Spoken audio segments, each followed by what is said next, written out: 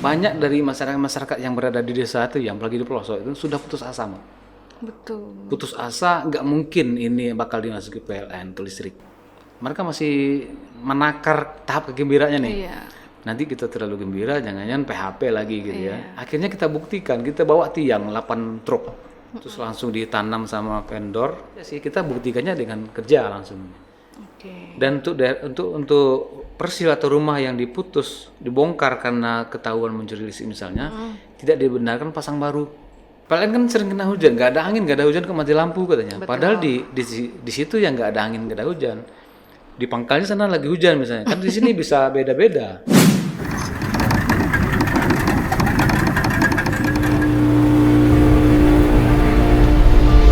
Kita tahu bahwa perahu berlayar pasti akan berlabuh, meski angin dan ombak menghalau sebagai tantangan.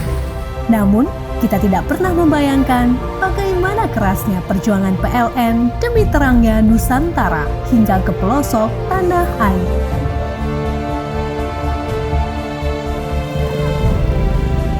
Kini, PLN telah hadir memberikan pelita di tengah gulita masyarakat Pekon Teluk Berak, Kecamatan Pematang Sawah, Kabupaten Tanggamus.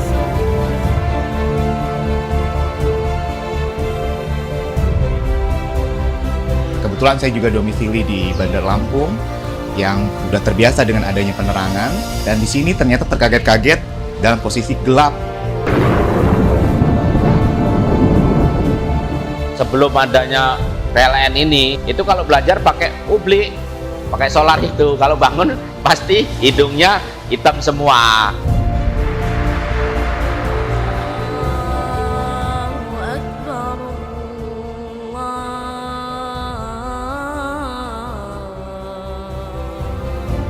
Penantian lama berbalut doa seluruh warga Pekon Teluk Berak telah terjawab.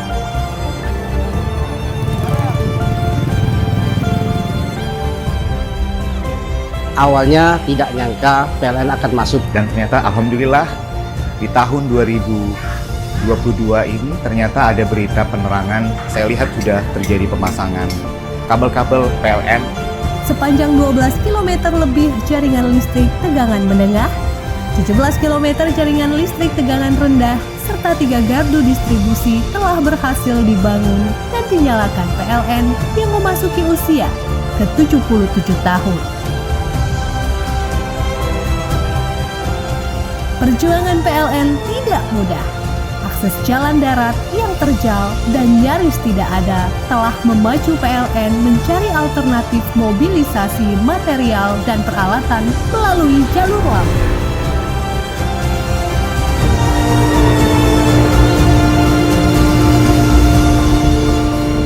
PLN percaya tidak ada perjuangan yang sia-sia, tidak ada kesulitan jika ada niat dan kesungguhan. Penyalaan listrik di Teluk Berak bukan akhir dari perjuangan, melainkan sebagai langkah awal untuk PLN melanjutkan penyalaan ke 7 desa lainnya di Kecamatan Pematang Sawah, Kabupaten Tanggamus.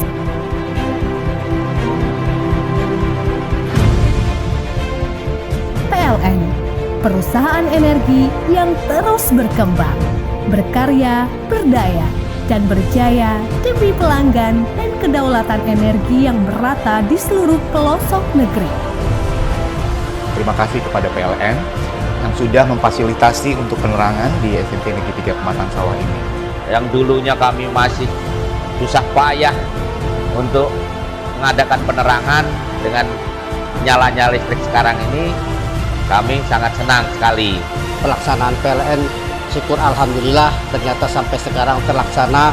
Amin ya robbal alamin. Jantung ikhtiar mencapai visi Indonesia Emas 2045. Indonesia yang maju, makmur, dan mendunia.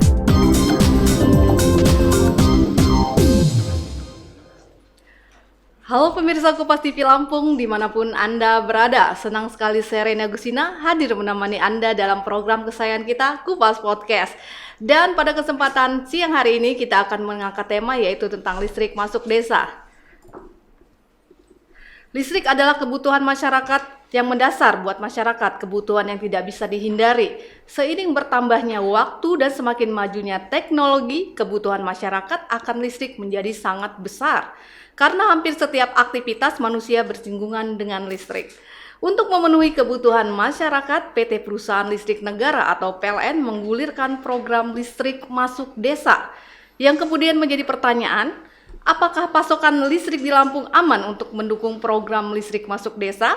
Dan siapkah PLN menjamin tidak ada biarpet atau listrik padam akibat kekurangan pasokan? Untuk itu telah hadir bersama saya di studio Kupas TV Lampung, Manajer Unit Pelaksana Proyek Ketenagaan Listrik Lampung, Bapak Badruz Zaman. Halo Pak Badruz. Halo Mbak Ira, terima kasih diundang di sini. Apa kabarnya? Kabar baik, alhamdulillah sehat. Alhamdulillah sehat ya. Jadi tapi kayaknya kelihatan agak-agak ini nih, gara-gara tentang program listrik ini ya, sering ke desa-desa jadinya. Alhamdulillah di Lampung banyak pengalaman yang kita capai ya.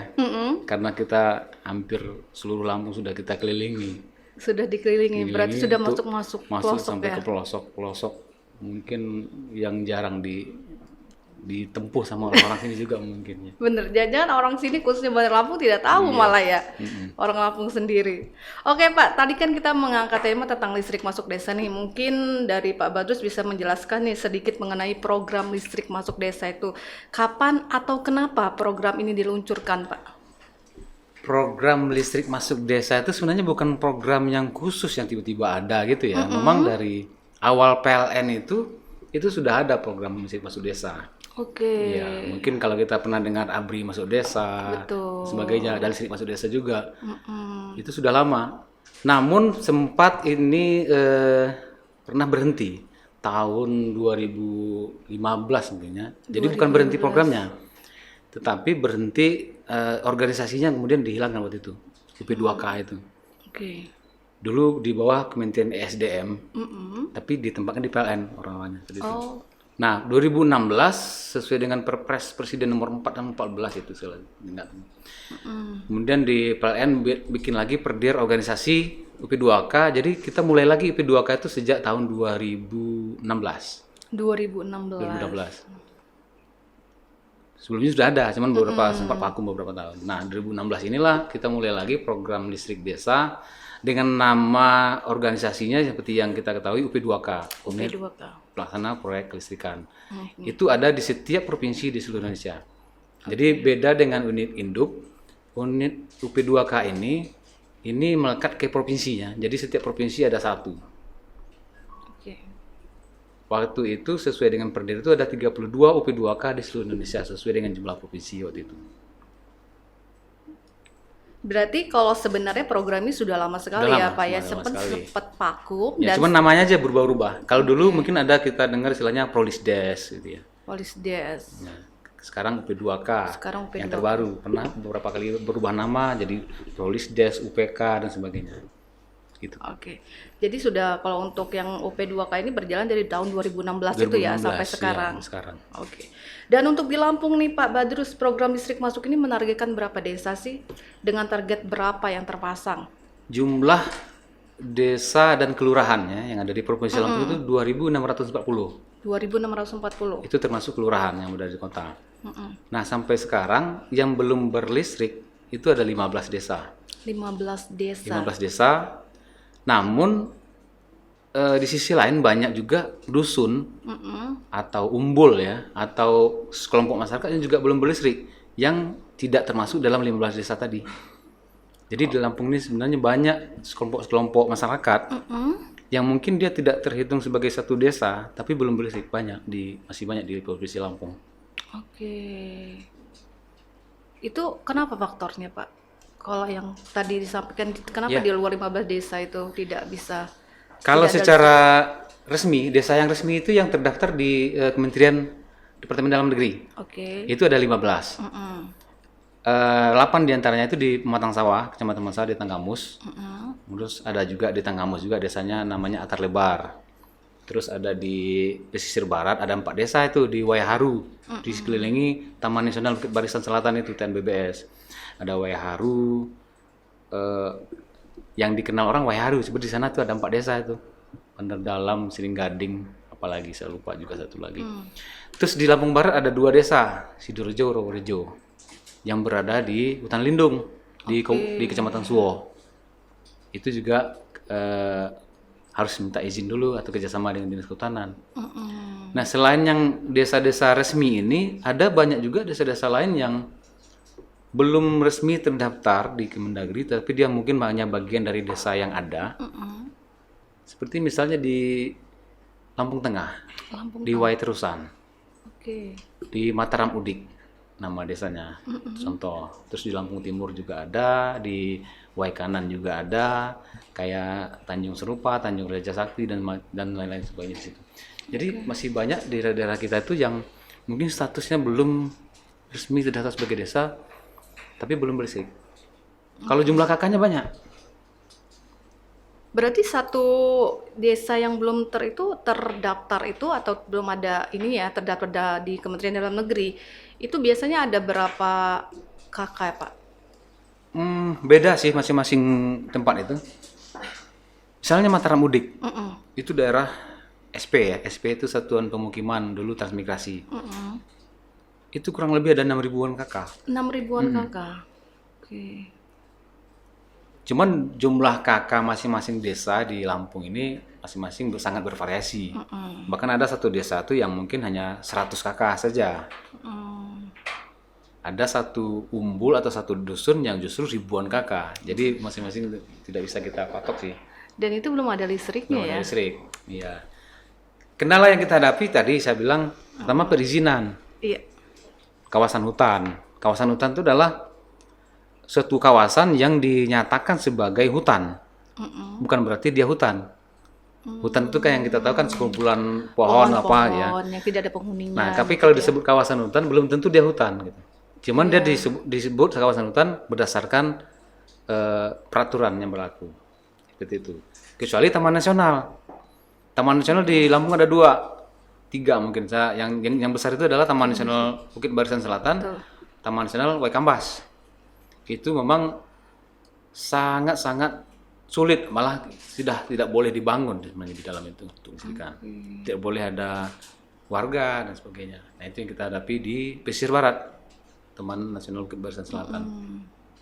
Makanya di desa tersebut yang di pesisir itu ada 4 desa ya? Iya, ada 4 Nah, desa. itu tidak bisa untuk listrik masuk situ karena terkendala seperti itu ya? Terkendala seperti itu. Belum ada kerjasama dari atau support dari kehutanan gitu ya? Pernah sih ada kerjasama. Cuman akhirnya ya mengingat bahwa Taman Nasional ini adalah paru-paru dunia, itulah sebabnya. Betul. Dia lebih, kalau kita bicara Taman Nasional itu memang betul-betul hutan. Beda dengan kawasan hutan lain, HTI, hutan produksi dan sebagainya beda. Ini betul-betul hutan memang yang tempat konservasi satwa-satwa liar di situ. Gajah ada, harimau di situ ada, badak ada di situ.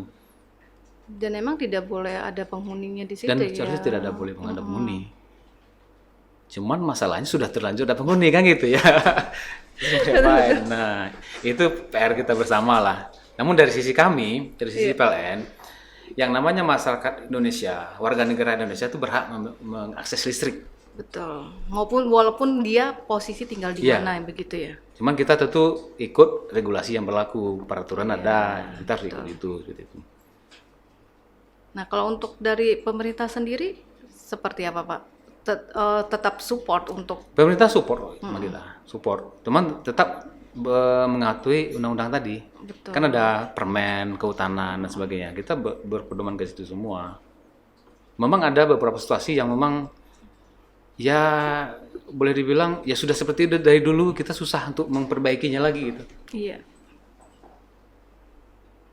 Dan kita cuma berharap ini tidak berkembang lebih jelek lagi gitu. Jadi intinya selain yang 15 desa yang kami belum listriki, masih banyak daerah-daerah lain, lokasi-lokasi yang bukan desa tapi terkendala karena masalah kehutanan.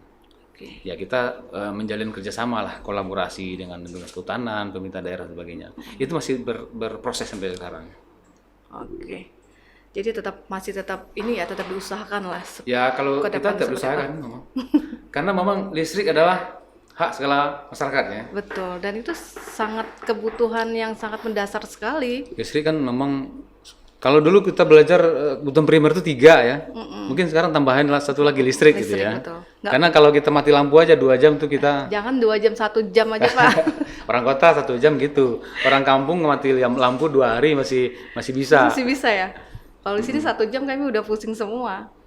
Sudah, apalagi kalau handphone lowbat ini, terus juga kerjaan terganggu kan, Iya, karena iya. semua butuh Karena koneksi kita internet dan listrik. sudah bertumpu semua ke listrik. Iya, betul. Jadi emang suatu yang kebutuhan mendasar sekali kalau listrik untuk sekarang ini ya. Jadi kita bisa membayangkan bagaimana sih teman-teman kita di dalam sana yang tidak ada akses untuk listrik tersebut gitu kan. Bagaimana sih kehidupannya, jadi sangat Dan biasanya gini juga, Mbak. Ketika di satu daerah nggak ada listrik, biasanya juga nggak ada sinyal. iya betul. Iya. Karena nggak ada tower BTS kan. Betul. Jadi combo ini pendirian. Dan juga biasanya tidak ada jalan biasanya. Tidak ada akses jalan Tidak ya di ada situ jalan, ya. biasanya seperti itu. Jadi memang benar-benar kayak putus dari dunia luar gitu ya. Ya, kita mandang mereka masyarakat di ujung-ujung sana mungkin kasihan, Iya. tapi mereka sudah Terbiasa. biasa seperti itu. Emang sudah lahirnya seperti itu, Sudah jadi seperti mereka itu. happy aja ya dengan kehidupan seperti itu gitu. Ya, tapi kita sebagai orang listrik ya, orang PLN, tujuan kita adalah melistriki mereka semua. Iya. Target kita 2024. 2024. 2023 seluruh desa kita targetkan berlistrik. Oke. 2024 itu tambahan yang lain, yang dusun, yang sebagainya itu. Itu target sih. Oke. Berarti target listrik masuk desa ini akan dijalankan itu targetnya 2023 itu sudah 2023 seluruh desa yang tadi resmi itu target kita sudah berlistrik. Nah 2024 itu mungkin tambahan lagi yang dusun-dusun, desa-desa pemekaran dan sebagainya seperti itu. Oke. Jadi harapannya 2024 tuh semua sudah berlistrik Sudah ya berlistrik. Pak ya. Oke, luar biasa. Boleh dong tepuk tangan semangatnya untuk khususnya Pak Badrus ya, manajer yang emang luar biasa masuk ke pelosok-pelosok gitu ya Pak ya, akses jalannya susah gitu kan untuk Nah, memberikan kalau dulu ya, Iya. dulu PLN itu selalu kalau ada jalan baru listrik masuk kan seperti itu. Dulu-dulu seperti itu. Karena memang akses jalan diperlukan untuk mobilisasi material. Oke. Tapi kesini-sininya itu duluan listrik masuk daripada jalan sekarang. Iya. Banyak sekali desa-desa yang kami bangun listrik itu Iya. belum ada akses jalan. Iya. Banyak sekali saat ini. Jadi jangan-jangan PLN yang buka jalan di situ, Ji. Ya bukan kita sih, karena nanti nambah kerjaan gitu. Paling kita koordinasi dengan aparat setempat. Nanti ada gotong royong warga. Ada tuh banyak video-video gotong royong buka Akses jalan, ya. Karena kan Karena, emang susah ya, Pak Susah. ya. Mobilisasi material itu yang paling susah. Kita kan perlu bawa tiang, bawa kabel, trafo dan sebagainya. Dan itu tidak bisa digotong, bisa sih digotong. Tapi untuk jarak-jarak pendek ya, kalau udah jarak jauh, kita listriki sekarang di Matang Sawah itu, Mbak. Teluk Berak itu aja jaraknya 20 kilo. 20 kilo. 20 kilo tanpa akses jalan kendaraan roda 4. Jadi dibawanya dengan bermotor. Kita bawa tetap dengan roda 4, ya yang dengan upgrade jalan ya, upgrade lah istilahnya ya. Kita upgrade jalan. Bukan buat jalan sendiri lah ya. Kita upgrade yang jalan yang ada. Kita memodifikasi ini alat angkutnya. Misalnya hardtop, ya sebut mereknya nggak apa-apa ya. Kendaraannya kan yang paling kuat itu model-model hardtop ya. Oke. Itu karena dimodif sampai sedemikian rupa sehingga bisa membawa kabel, bisa membawa tiang. Menyesuaikan kondisi Menyesuaikan jalan di dengan situ kondisi. ya. Kadang-kadang bannya nggak perlu kita kasih rantai juga seperti itu. Luar biasa ya berarti ya. Perjuangan. Kadang masyarakat juga harus tahu ya seperti apa sih PLN berusahanya untuk bisa listrik masuk Iya. ke desa ini ya. Kalau dipikir ya, kalau kita tuh kan nggak di list desk terutama di kami, kita nggak mikir sisi ekonomis, Oke. nggak mikir kan balik modal, nggak. Itu kalau kita mikir balik modal tuh kan nggak bakal balik modal. Beda dengan sisi kawan-kawan kami di bidang niaga. Oke. Kan di PLN juga ada bidang niaga yang ketika ada pasang baru mereka akan ngitung ini nanti break even point-nya kapan gitu ya. Kalau di listrik enggak. Selama ada desa atau masyarakat belum listrik, kita akan listriki dengan biaya berapapun. Oke. Jadi untuk hitung-hitungannya, Nggak. Contoh Nggak aja, ada. kita ambil contoh. Pulau Pisang itu ya. di pesisir barat, itu satu kecamatan sendiri. Cuman jumlah masyarakatnya paling 200 atau kalau atas kertas 600 sih. Tapi kalau kita sana udah nggak ada, udah sepi, Mbak. Udah sepi. Kita bangun kabel laut sama semua yang ada di situ 14 miliar total 14 investasinya. miliar. Coba kita kira-kira, misalnya ada 200 kakak di sana yang setiap bulan membayar 200.000. Iya. Itu gak akan balik modal sampai puluhan tahun itu 14 miliar itu. Berarti banyak lama sekali ya untuk bisa. Karena memang tujuan kita memang keadilan bagi semua ya. Listrik untuk semua. Slogan kita pernah tahun berapa itu listrik untuk semua. Oke. Jadi seperti misalnya di Pematang Sawah ini, di Kecamatan Pematang Sawah, dulu pernah kita anggarkan rencananya pakai PLTS. Jadi masing-masing desa itu kita kasih PLTS yang tenaga surya. Iya. Tapi arahan dari atasan memang selama dia masih di Pulau Sumatera, bisa kita tarik jaringan. Oke. Berapapun biayanya, seperti itu. Oke. Jadi Itu yang kita lakukan sekarang. Oke, jadi emang targetnya seperti itu ya, mau dia menghabiskan berapapun biayanya selama itu di Sumatera dan bisa diambil. Maksudnya masih satu pulau Iya. dengan Sumatera gitu. Sebenarnya bukan berapapun biayanya juga, karena PLN sendiri kan ada keterbatasan anggaran ya memang. Betul. Cuman untuk listrik desa itu anggarannya kita dapatkan dari penyertaan modal negara PMN.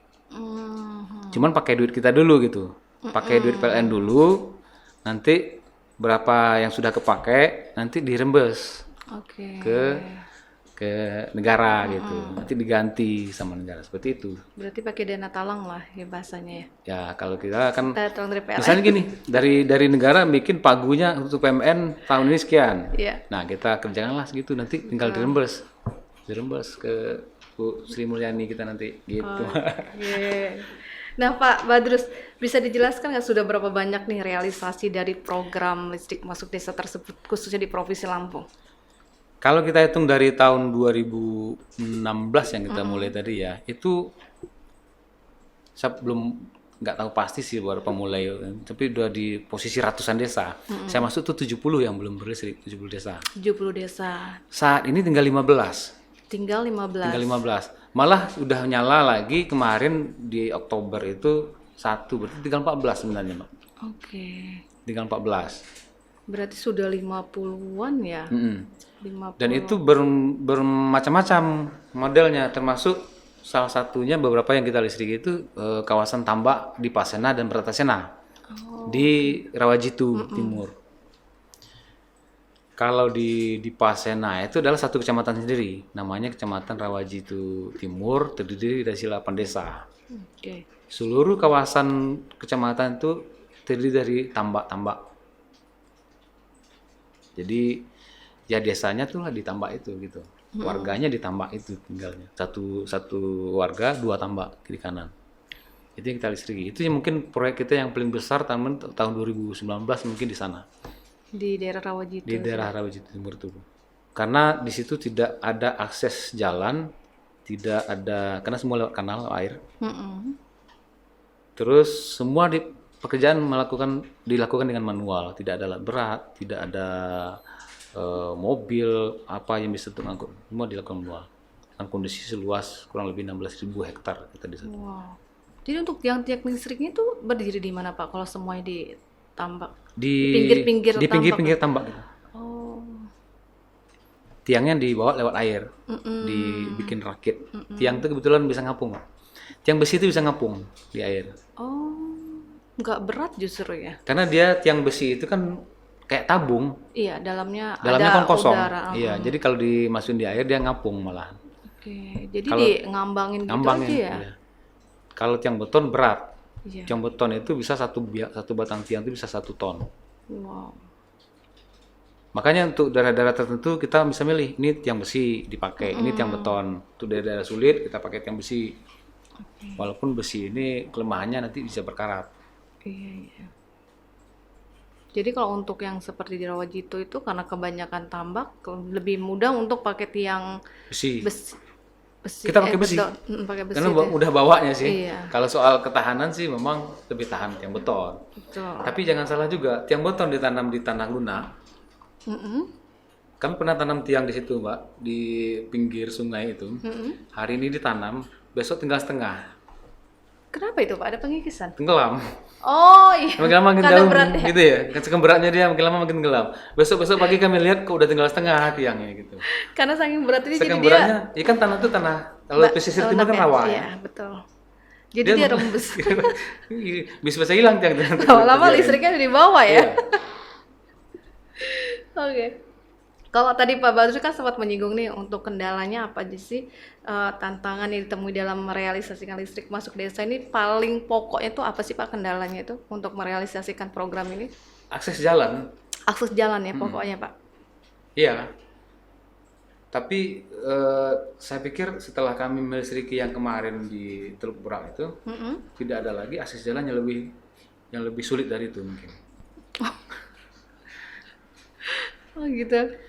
Jadi kalau boleh dibilang ya, saya tuh kebagian bagian yang sulit aja. Kalau kita ada ujian kerjakan soal yang mudah kan kita soal mudah. Nah, saya kebagian yang udah tinggal yang sulitnya. Oh berarti ilmunya beda. Kalau kebagian yang sulit itu berarti ilmunya udah tinggi, makanya dikasih yang sulit. Iya. Jadi ya pertama akses jalan, yang kedua hutan tadi sebenarnya. Hutan itu kan sebenarnya masalah ini ya, perizinan ya. Betul. Tapi kita nggak tahu nih, yang ini diizinkan atau enggak, yang ini diizinkan atau enggak kan tergantung nanti kondisi hutannya juga. Iya betul. Berarti sebenarnya kalau sudah ada izin dari pemerintah gitu ya tentang apa boleh Ya, untuk masuk listrik di situ sebenarnya sudah terrealisasi ya Pak ya? ya Udah bisa. siap Udah gitu siap PLN kita. ya? Udah siap. Kita pernah loh, udah kita mau bangun, barang-barang material tiang, kabel semua udah siap, udah numpuk di lokasi. Karena sudah dapat izin waktu itu. Tahu-tahu mungkin ya nggak tahu kita apa pertimbangan dari mereka-mereka yang ada di atas, tiba-tiba izinnya dibatalkan. Oke. Pernah seperti itu kita. Karena ada hal. Nah, jadi kita tarik lagi material gitu. Oke. Untuk ke masyarakat sendiri di situ Pak, tangga apa, maksud sambutannya gitu. Kalau misalnya akan seperti sebelumnya kan ada sosialisasi nih bahwa di situ akan ada listrik gitu. Nah, tanggapannya seperti apa? Apakah senang sekali atau ada yang bahkan nggak usah lah menolak atau seperti apa? Ya pastinya senang, Mbak. Semua senang ya. Cuman senang orang tuh kadang-kadang masih mikir, masih was-was. Was-was. Nah ini mungkin saya perlu jelaskan juga mungkin nanti. Kenapa mereka masih was-was? Karena sudah terlalu banyak yang menyatakan janji yang mau masuk listrik seperti itu kebanyakan. Oke. Kadang-kadang kita yang masuk sendiri kadang nggak dipercaya sama mereka. Lah ini siapa lagi nih gitu yang mau gitu mah. Kita sering tuh seperti itu. Sering kita seperti itu. Ketemu kasus seperti itu ya? Ya sering. Jadi dianggap kita nih sama seperti yang sebelumnya. Sebelumnya. Nggak tahu ya sebelum itu siapa kita nggak tahu. Iya. Kita nggak cari tahu juga. Ini sama lagi nih kemarin nih. Jadi janji aja gitu. Oke. Pernah sering kita seperti itu. Saya pernah nggak diizinkan masuk ke desa pernah saya. Kenapa itu Pak alasannya? Ya itu tadi takut kejadian PHP. Takut saya tuh adalah calo-calo Iya. yang menjanji-janjikan minta duit ternyata enggak. Iya. Padahal saya waktu itu sudah datang bersama aparat camat dengan polisian gitu ya. Baru kita jelaskan kami betul murni PLN gitu. PLN asli gitu kan ya. Baru mereka karena ya itu yang mungkin kasihan juga di warga-warga ya. Mereka tuh senang sebenarnya kita masuk. Cuman kasihannya karena terlalu senang tuh kadang-kadang sering dimanfaatkan orang. Iya. Karena sebenarnya mereka berharap sekali gitu ya. Apapun sebenarnya mereka kayak mungkin ada calon yang meminta gitu kan, meminta duit. Tapi mereka tuh sebenarnya antusias gitu, siap gitu. Tapi saya agak takut juga sih ngomong-ngomong ini. Cuman gini, kalau saya bilang pekerjaan yang paling menyenangkan itu di PLN mungkin di kami gitu. Iya. Bukan di kawan-kawan yang lain. Ada kawan-kawan mungkin yang di niaga, pemasaran, dan sebagainya. Kalau menurut saya menilai sendiri pekerjaan yang paling menyenangkan itu di tempat kami. Kenapa? Karena kami adalah orang-orang proyek pembangunan listrik ini adalah orang-orang yang selalu ditunggu. Betul. Disambut dengan gegap gempita. Iya. Pulangnya dibawain oleh pisang apa gitu ya. Karena memang kita membawa cahaya gitu ya. Iya. Weh, gayanya gitu ya, membawa cahaya. Dari gelap menuju terang, ya kita orang yang diharapkan gitu. Mereka oleh masyarakat itu. Bahkan gini, banyak dari masyarakat yang berada di desa itu, yang apalagi di pelosok itu sudah putus asa, Mbak. Betul. Putus asa, nggak mungkin ini bakal dimasuki PLN atau listrik. Kayak sudah pasrah. Sudah gitu pasrah, ya. karena mereka tahu sendiri kondisinya, jalannya seperti itu, nggak ada. Banyak yang kayak gitu. Makanya saya bilang tadi itu ketika kita masuk kadang-kadang mereka masih menakar tahap kegembiraannya nih. Iya. Nanti kita terlalu gembira, jangan-jangan PHP lagi gitu Iya. ya. Takut kecewa gitu Nah, kan. itu kita buktikan saja. Kami pernah di sana, di suatu tempat ya, kita nggak usah ngomong.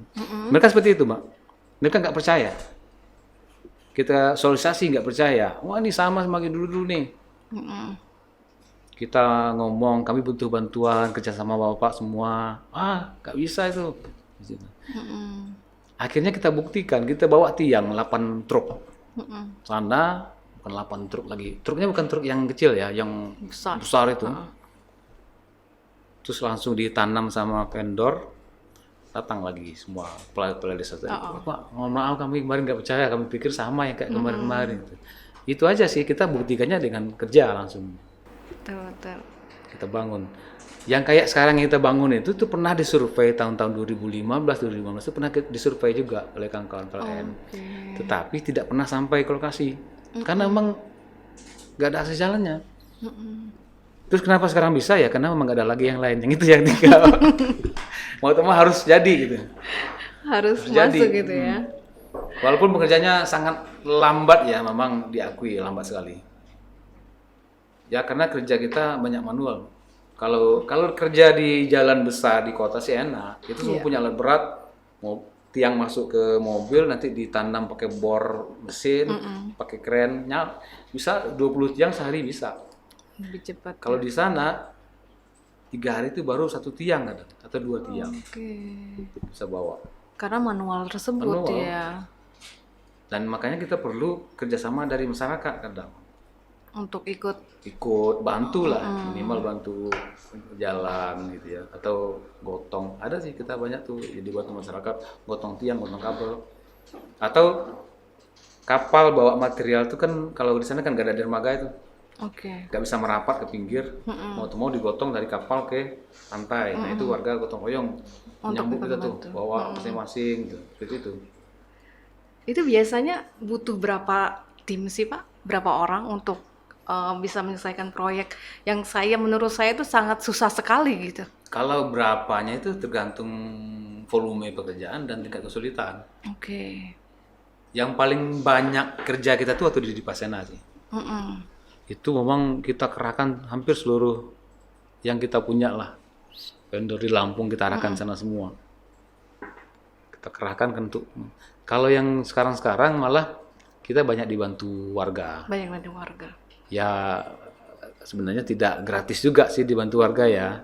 Ada ya kita ada makan konsumsi ya uang harian. Iya. Tapi yang paling penting itu selama warga mau aja gitu ya, bantu kita pasti selesai. Karena sebenarnya itu untuk kita juga Kita gitu juga. ya. Terutama dalam hal penebangan pohon, Mbak. Nah ini kita selalu setiap masuk itu kita minta warga merelakanlah pohonnya untuk ditebang. Salah satu kendala masuk di situ juga karena pohon-pohonnya kadang-kadang tidak bisa tebang.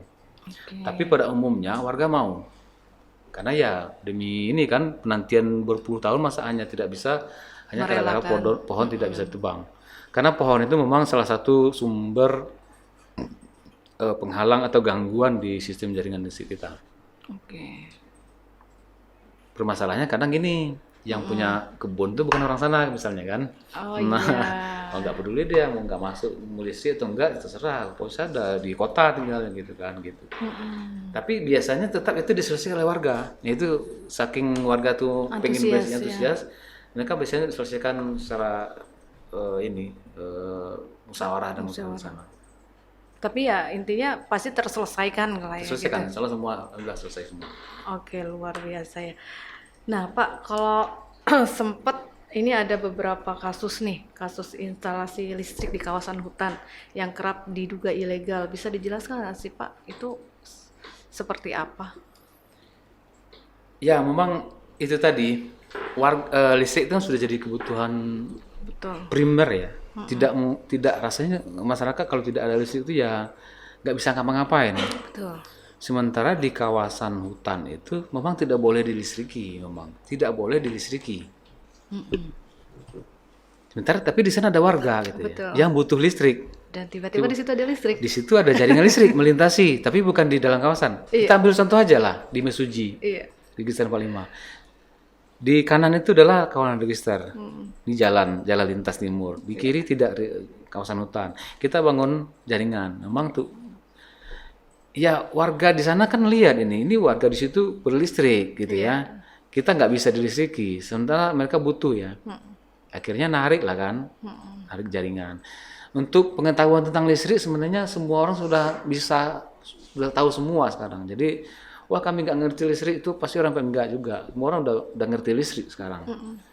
Ini kalau diambil dari sini bisa hidup nih kita nih, ambil kabel sih bisa dibeli di mana-mana, ambil gitu ya, sambung kilo-kilo ke dalam, pakai tiang bambu atau apa. Nah kadang-kadang gitu kalau kita lihat itu pasti kita tertibkan awalnya, tertibkan. Tapi kita nggak bisa terlalu masuk ke instalasi ya. Kita pasti tertibkan saja di luar. Tapi biasanya disambung lagi karena memang kebutuhan tadi. Betul. Pasti butuh listrik. Ya itu yang kita hadapi. Ketika sudah banyak beranak pinak dan sudah menjadi ribuan, itu akhirnya susah diselesaikan. Mau tak mau harus di tingkat lebih tinggi lagi kita harus berkolaborasi, tidak bisa hanya dengan PLN saja. Betul. Kita harus koordinasi dengan, kalau sekarang kita sudah koordinasi dengan Polda, dengan Dinas ESDM, dengan provinsi. Seperti apa? Karena memang akar permasalahannya kan karena ada warga di sana bermukim yang juga butuh listrik. Betul. Selama kita putus terus listrik mereka pasti akan tetap ngambil lagi. Betul. Pasti tetap ingin ngambil lagi. Karena listrik kita nggak bisa kita jaga 24 jam di situ. Iya.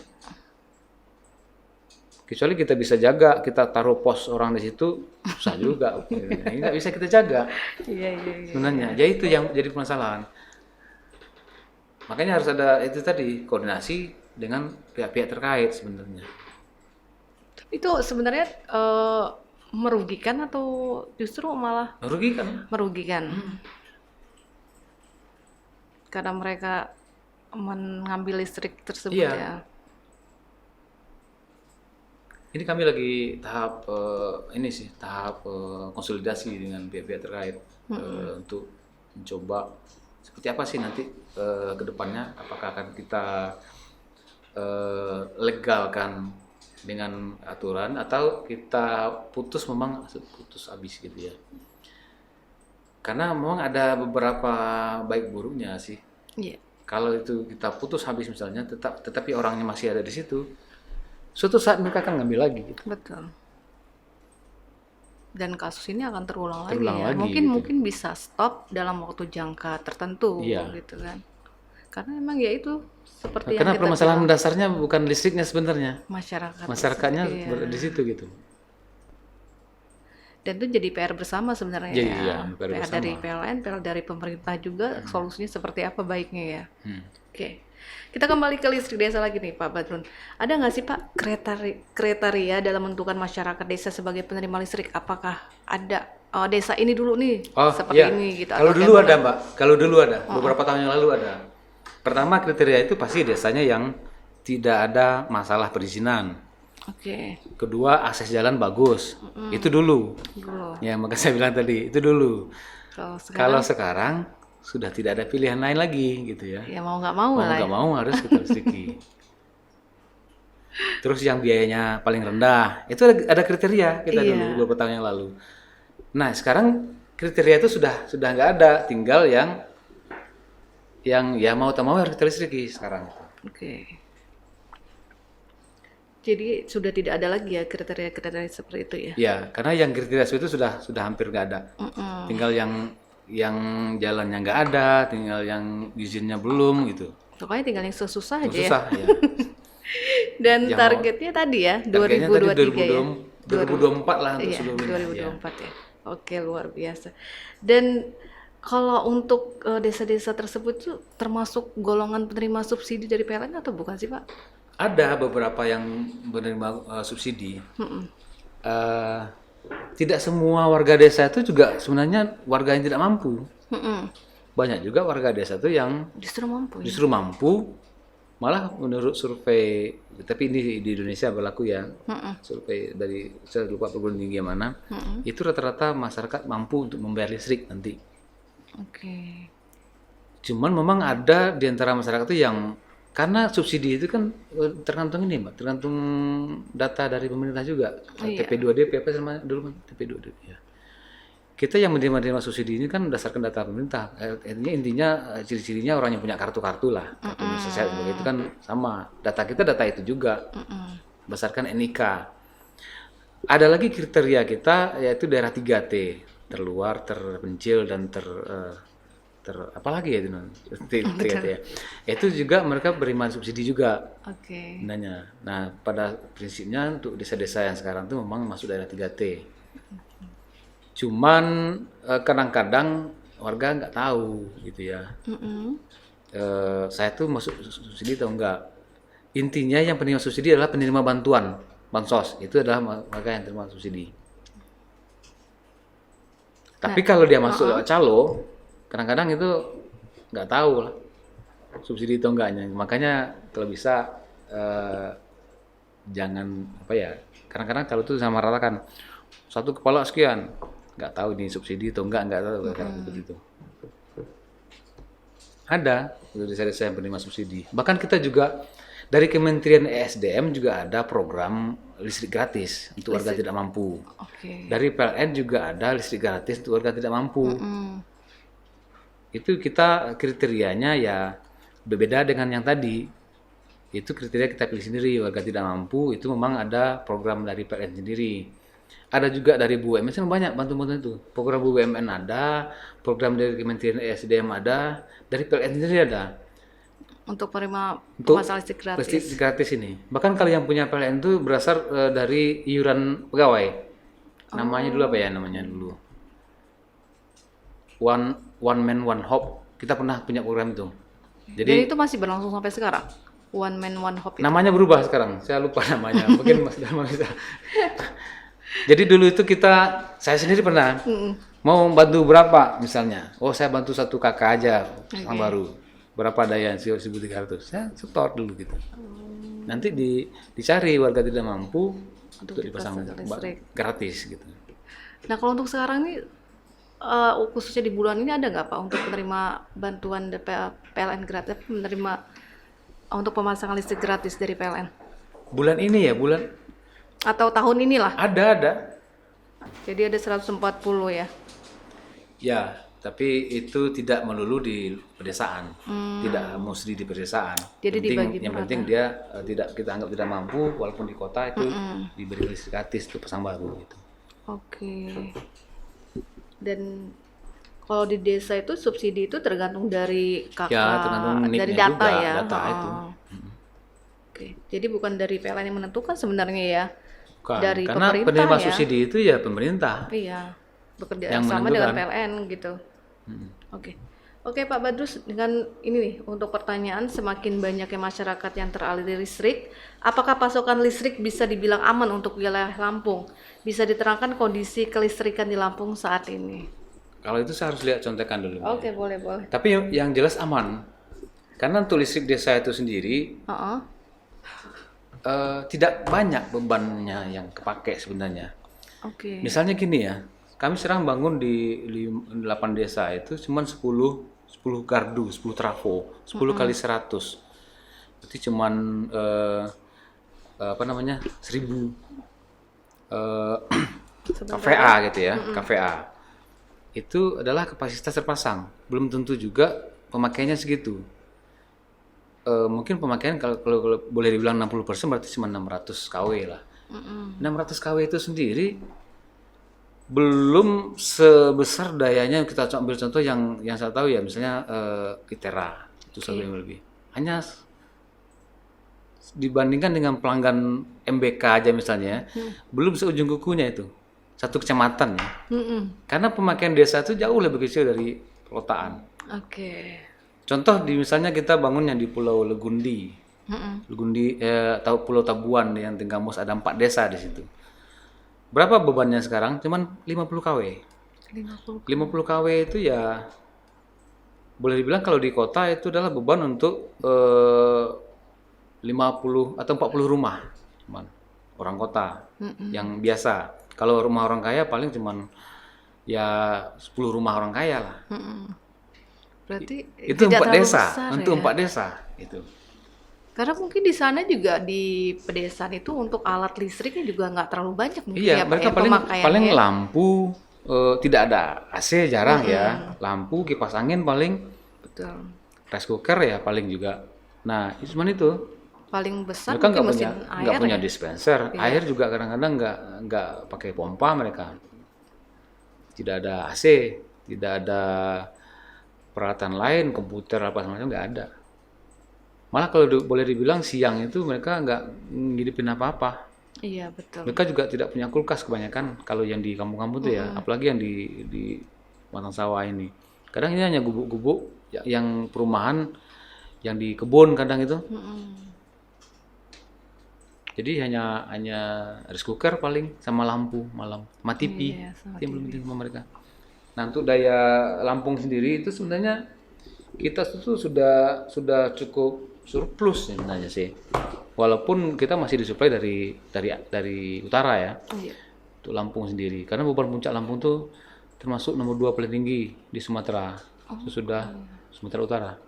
Saya juga baru sini sekali juga, ternyata Lampung ini bebannya tinggi, lebih tinggi dari Palembang. Pertumbuhan ekonominya kan paling tinggi kita di sini. Di Lampung ini ya. Iya. Jadi untuk listrik sih kita nggak terlalu masalah, walaupun secara di apa namanya pembangkit listrik yang ada di Lampung tidak mencukupi untuk Lampung sendiri, tapi kan sistem Sumatera itu dia terkoneksi dari Aceh sampai ke Lampung, Oke. saling melengkapi gitu. Berarti untuk sampai dengan 2024 target untuk semua desa terlistriki itu aman ya Pak? Aman. Kenapa tadi kita disuruh listriki sampai ke pelosok-pelosok dengan jaringan? Karena salah satu faktornya itu. Kan tadi awalnya saya ambil contoh yang sana, kita dulu awalnya rencana kita masang PLTS, kan memang tidak jalan. PLTS itu kan ya kasih tenaga surya, tenaga surya. Nah, pertimbangan dari atasan-atasan kita, Sumatera itu surplus gitu ya, energinya. Sayang di sini surplus, masa ditambah lagi. Diambillah untuk listrik desa. Kalau bisa listrik desa itu ambil semua dari sistem grid Sumatera, tidak lagi memakai PLTD atau PLTS atau yang sifat insulated. Untuk menyerap energi-energi yang surplus ini gitu. Karena listrik desa juga sebenarnya dayanya kecil-kecil. Dan kebanyakan itu subsidi. Memang menjawab pertanyaan kebanyakan di desa-desa memang orang-orangnya subsidi memang. Daya subsidi itu kan 450 sampai 900 ya. Nah, kebanyakan segitu. Oke, jadi berarti untuk Provinsi Lampung untuk ke depannya juga walaupun sudah terrealisasi semua, ya kondisi listriknya masih aman ya. Masih aman. Masih dibilang kalau sekarang surplus ya untuk Surplus untuk sistem Sumateranya ya. Karena memang kalau kita bicara sistem listrik itu nggak lihat provinsi lagi. Lihat satu sistem itu Sumatera ya Sumatera. betul. Oke. Ini Pak, kalau untuk pertanyaan selanjutnya berapa sih Pak target pendapatan negara di listrik ini khususnya di Provinsi Lampung? Karena kan kalau tidak ada pendapatan Untuk 2022 untuk Provinsi Iya. Lampung target kita tuh 5,6 triliun 5,6 triliun untuk rupiahnya. pendapatannya. Realisasi sampai sekarang itu baru 4,8 sampai dengan Oktober. Oh itu data Oktober ya Pak? Oke, kira-kira Ya kita optimis. Optimis. Maksudnya pertanyaan itu kan. Iya, kira-kira kan untuk Oktober ya, November, Desember, kira-kira Iya, tercapai optimis nggak juga. nih? Ya kan kan udah 85%. Iya, tapi optimis aja. sepertinya tercapai sih. Tercapai, terutama gini, kalau ada yang masih nunggak-nunggak ya Iya. dibayar gitu ya. Betul. Karena Tapi kan sekarang kalau misalnya nunggak dalam waktu berapa bulan gitu, udah langsung dapat peringatan gitu kan? nggak perlu beberapa bulan.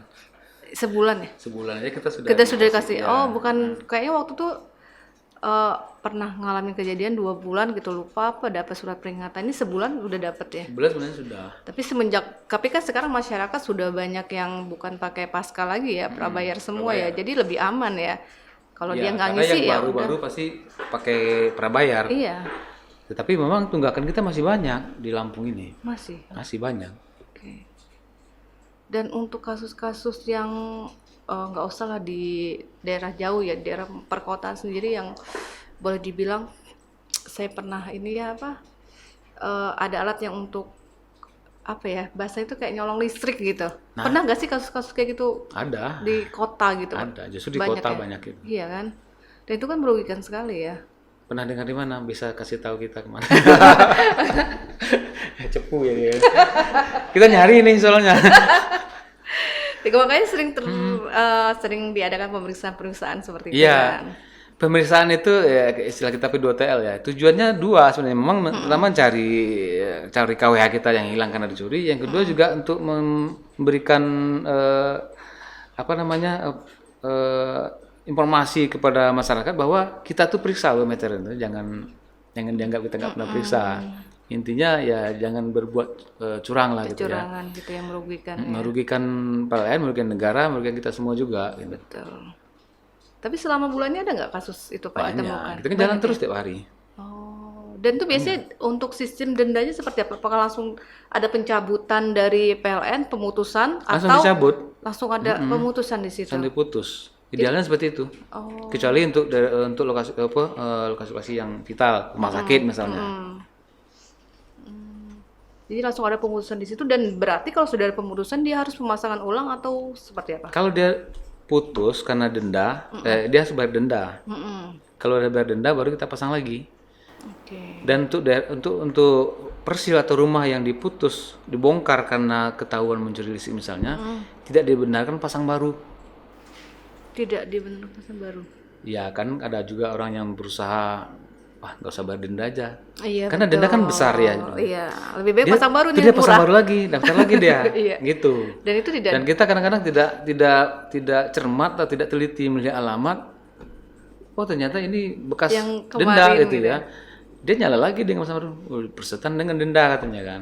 Jadi memang untuk di daerah seperti itu kita harus teliti juga sih. Iya, pinter-pinter maling. Ya orang sekarang pintar-pintar memang semua. Iya.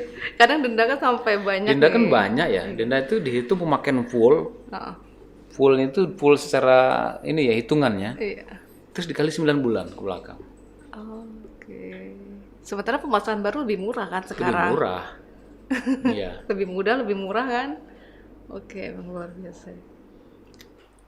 Oke, mungkin yang terakhir. Mungkin ada yang disampaikan nggak Pak sebelum kita closing statement? Ya pertama ya tadi masalah pencurian. Ya jangan ya susah juga ya. Jangan mencuri itu kan udah normal sekali ya. Jangan mencuri. Ini yang dicuri listrik lagi. Listrik lagi. Kita sudah punya fatwa haram dari MUI untuk mencuri listrik waktu itu. Ya memang mencuri listrik itu masuk yang haram juga gitu. Betul. Sebagian orang berpikir mencuri listrik tidak haram karena punya negara katanya. Oh, iya. Banyak juga berpikir seperti itu. Nah, tapi itu kan punya negara, punya kita semua, bisa merugikan. Kemudian jangan ya coba-coba kita kan banyak nih orang-orang baru pintar-pintar listrik banyak sekarang. Iya. Wah ini bisa nih dikerjain. Kalau orang Indonesia kan suka gitu. Dulu waktu ada telepon koin aja suka dikerjain supaya bisa nelpon nelpon gratis terus ya. ya. Nah, jadi juga gitu. Banyak orang tuh dari keisengan pertama tuh pingin bisa dikerjain ini gitu ya. Akhirnya kena denda sama PLN. Banyak kejadian kayak itu. Wah ini bisa kita hapus sendiri nih. Iya. Akhirnya kena denda. Yang kedua ya tunggakan tadi. Betul. Tanggal 20 adalah batas akhir bayar listrik. Kalau yang tadi target kita tuh kalau nggak bisa kecapai kalau memang banyak tunggakan. Iya, betul.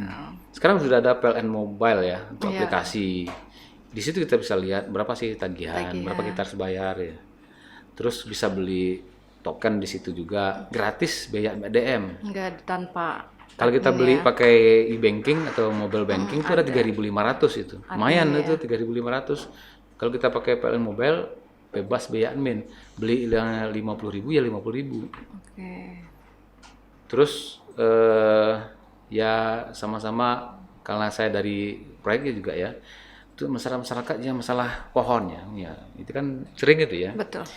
Kita pohon itu adalah salah satu sumber gangguan, makanya kita clear, ada ROW namanya right of way, jaringan itu 3 meter. Itu kalau bisa bersih. Jadi kalau ada pihak PLN melakukan pemangkasan, penebangan, ya mohon diizinkan, itu direlakan ya pohon jadi tebang seperti itu. Jadi. Karena sebenarnya itu untuk kita juga ya, Ya, kita mempermudah akses listrik tersebut ya. Iya, PLN kan sering kena hujan, nggak ada angin, nggak ada hujan, kok mati lampu katanya. Betul. Padahal di situ yang nggak ada angin, nggak ada hujan. Di pangkalnya sana lagi hujan misalnya. Kan di sini bisa beda-beda, beda jalan bisa beda cuaca kan bisa gitu ya. Sementara jaringan ini tersebar panjang, misalnya dari Teluk sampai ke apa sana namanya itu. Di pangkalnya ada pohon tumbang atau dahan itu jaringan, orang sana nggak tahu. Terus Taunya dia di sini mati. aman-aman Aman. aja ya. Ini nggak ada angin, nggak hujan, kok mati lampu, nggak ada pemberitahuan seperti itu misalnya. Nah, untuk kejadian seperti itu kita nggak bisa kasih tahu. Ntar lagi mau ada pohon tumbang nanti, kan nggak bisa kan gitu ya. Iya. Nah, makanya dengan PLN Mobile itu, ketika kita pegang PLN Mobile kan kita punya ID pelanggan di situ. Iya. Itu kita kan sudah di tagging, udah di mapping punya kita tuh lokasi di mana. Biasanya di PLN Mobile itu ada pemberitahuannya. Saya juga punya sudah daftar di sini, bahkan yang punya saya beberapa di rumah orang tua saja saya daftarkan di sini. Oke. Ketika ada apa nanti dilapor sini. Pemadaman jam sekian misalnya gitu tuh. Atau kalau ada gangguan misalnya atau rumah kita mati lampu, saya sendiri sering lapor di PLN Mobile. Wah. Ya karena kalau kita lapor di PLN Mobile itu lebih bisa di tracking sampai di mana dan lebih terjamin ini bakal dikerjain. Walaupun saya kenal misalnya orangnya. Tapi kalau kita lapor di sini, ini kita bisa tercatat di sistem. Sampai ke dirut bisa mantau laporan kita. Sudah sampai di mana, kita lapor hari ini jam segini, misalnya jam 18.60 misalnya, kita bisa tracking tuh. Karena kita punya namanya respon time. Ada namanya recovery time, itu jadi target SLA kita. Respon time itu artinya ketika pelanggan mulai melapor sampai itu ditanggapi berapa menit, itu ada SLA-nya. Kalau itu terlambat, nanti di sistem kita ada kelihatan tandanya merah. Luar biasa. Itu kalau udah merah itu manajernya langsung ditelepon itu. Ini kenapa merah? Kenapa lambat? Jadi benar-benar Kelebihannya gitu kalau pakai PLN Mobile kita lapor. Tapi kalau lapor sama orang yang kita kenal, pas saya kenal nih, misalnya humasnya nih, saya telepon. Bang Dharma gitu ya. Bang Dharma, ini mati lampu. Nah itu nggak bisa di tracking ya. Tapi kalau lapor di PLN Mobile, saya sendiri walaupun bisa nelpon orangnya, setiap mati lampu atau ganggu di rumah saya pasti lapor sini. Nanti ada trackingnya, kayak Gojek itu loh, Mbak. Iya betul. Sudah sampai di sini, sudah sampai di sini. Jadi kita bisa melihat ya progresnya itu sampai mana. Terus sudah nyala, nanti kalau udah nyala kita telepon lagi sama operator. Apakah listrik Bapak sudah di tempat Bapak sudah nyala gitu. Nanti baru di close. Tuh sama dia. Luar biasa ya pelayanan itu untuk aplikasi PLN Mobile. Makanya kita selalu sampaikan ke masyarakat PLN Mobile memudahkan pelanggan dan memudahkan kita juga orang PLN. Kenapa? Karena kalau nggak ini kadang kita yang ditelepon. Jadi buat masyarakat juga yang mungkin bertanya-tanya gitu kan, kadang suka tiba-tiba kok mati lampu gitu ya. Jadi masyarakat juga untuk mungkin harus atau wajib untuk mendownload aplikasi PLN Mobile. Selain memudahkan juga untuk pembelian token kan, dan juga kalau seandainya ada kendala apapun yang terjadi di listrik di rumah Anda bisa melapor di situ dan juga melihat progresnya itu ya. Ya, di situ juga ada bintang. Ada rating. Ada ratingnya juga. Bintang 1 sampai 5 ada di situ. Cuman ya kalau jadi gini, bintang itu ketika pelanggan merasa puas mungkin kasih bintang 5 gitu ya. Iya. Ya, tapi jangan bintang 1 juga gitu. Kita minta sama kayak ojol ya, kita juga jangan bintang 1 lah gitu. Kalaupun misalnya ada yang nggak puas ya dibicarakan aja gitu. Karena kalau udah bintang 1 ini rahasia sebenarnya nih. Udah bintang 1, aduh kasihan kan kawan itu nanti. Betul. Ada sanksi juga pasti ya dari pimpinan ya. Oke, oke. Jadi kalau misalnya emang kita puas dengan pelayanan juga jujur aja ya. Jujur aja. Walaupun nggak puas ya jangan bintang 1 juga, ya bintang 3 lah. Ya, kita juga punya media-media sosial Iya. kayak IG ya. Itu kalau ada gangguan-gangguan yang besar sebenarnya itu lah pasti muncul di IG. Iya. Untuk informasi ke Untuk masyarakat juga masing-masing. ya. Malah setiap unit-unit itu punya IG sendiri itu lebih merucut lagi. Iya. Apalagi untuk zaman sekarang tuh media sosial nomor 1. Iya, nomor 1. Jadi informasi apapun yang didapat masyarakat tuh pertama tuh kebanyakan dari media sosial. Iya. Jadi- Ada pohon tumbang apa namanya, misalnya dari sini kita udah posting. Mohon maaf masyarakat pohon tumbang. Itu pasti di situ muncul awalnya gitu. Oke. Informasi awal kita. Jadi luar biasa ya PLN ini dari pelayanan, dari untuk programnya sendiri, terus juga sosialnya juga gitu kan ke masyarakat. Oke Pak Badrus, mungkin untuk yang terakhir nih closing statement hasil obrolan kita pada siang hari ini. Ya, kami berterima kasih sebenarnya ya ke Kupas Tuntas. Iya. Diberi kesempatan menjelaskan tentang apa yang kami lakukan gitu ya kepada masyarakat, sehingga masyarakat tidak hanya melihat, hanya ingat PLN itu ketika mati lampu. Betul.